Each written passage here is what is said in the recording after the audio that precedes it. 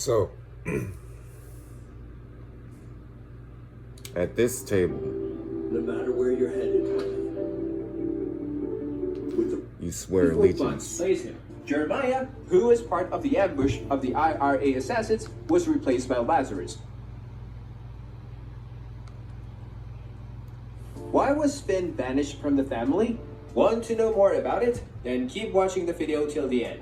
When all of the Black Cat traitors had been killed or expelled from the Shelby family by the end of the Peaky Blinders finale, the gang gathered in the wit of the recently dynamited Arrow House for...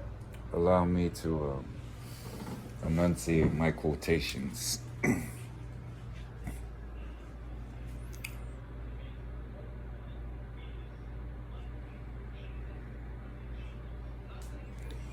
He who is not with me is against me.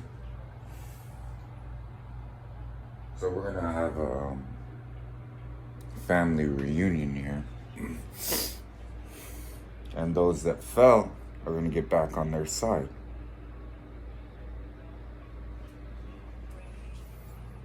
If they choose not to, well, we read in scripture what's gonna happen.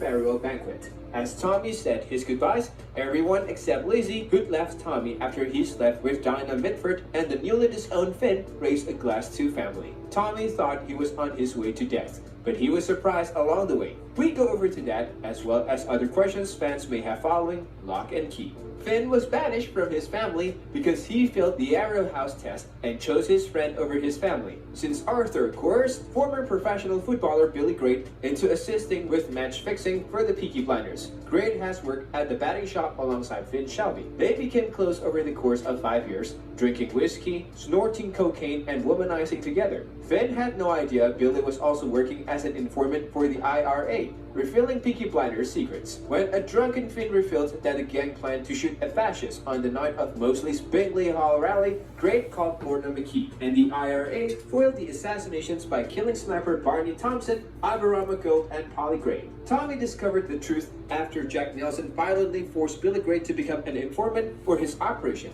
possibly because Billy was passing information to Gina Gray, whom Tommy had surveilled and was blackmailing over her adultery with Oswald Mosley. Tommy called a meeting at the garrison in order to feed Billy false information in order to trick the IRA into falling into a trap.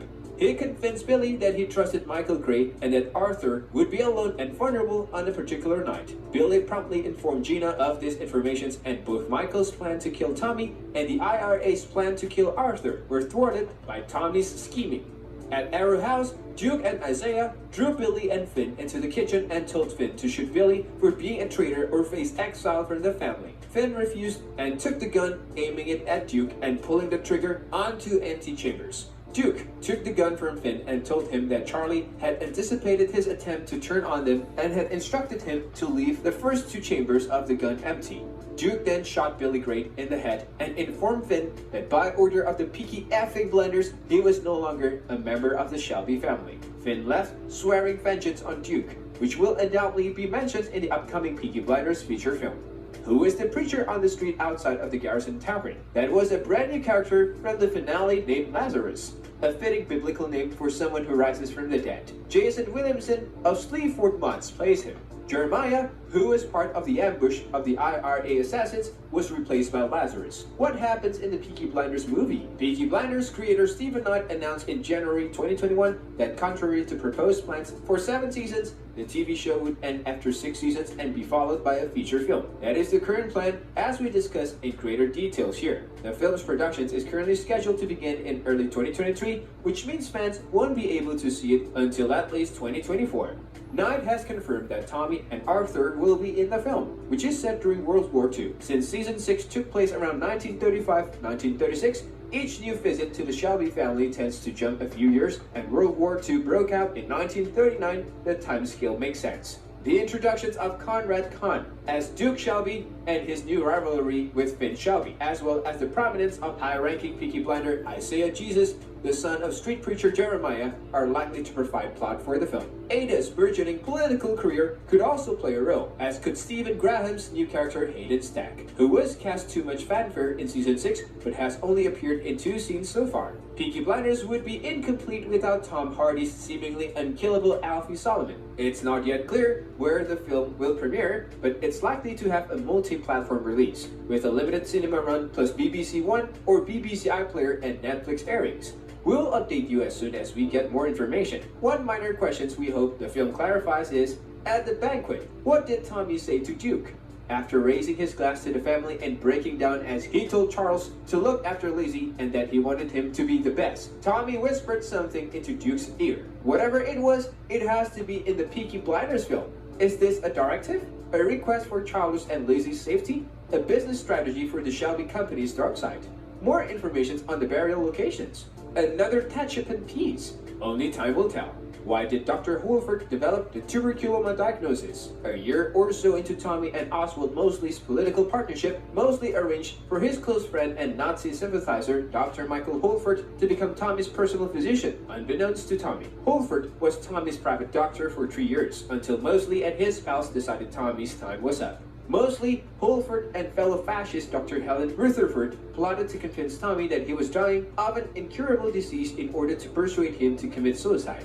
They faked X-ray and an urgent diagnosis of inoperable tuberculoma in the brainstem after Tommy's daughter Ruby died of tuberculosis. Holford gave Tommy the diagnosis and advised him to seek a second opinion from Rutherford at St. Thomas's Hospital. She persisted in her deception, and by episode 4 of season 6, Tommy believed he had only 18 months to live. Co-conspirators of Mosley and Diana, Tommy went on the road alone in a wagon to prepare for death after making financial arrangements for his family, dynamiting his house, and holding a burial banquet in the woods. After a month, he flipped a coin to see if he should shoot himself, and it came up heads. He removed his wedding ring and pocket watch and placed them in the wagon alongside photos of Grace, Polly, John, Ruby, Lizzie, and Charles before loading a gun with a bullet engraved with his name and holding it to his head.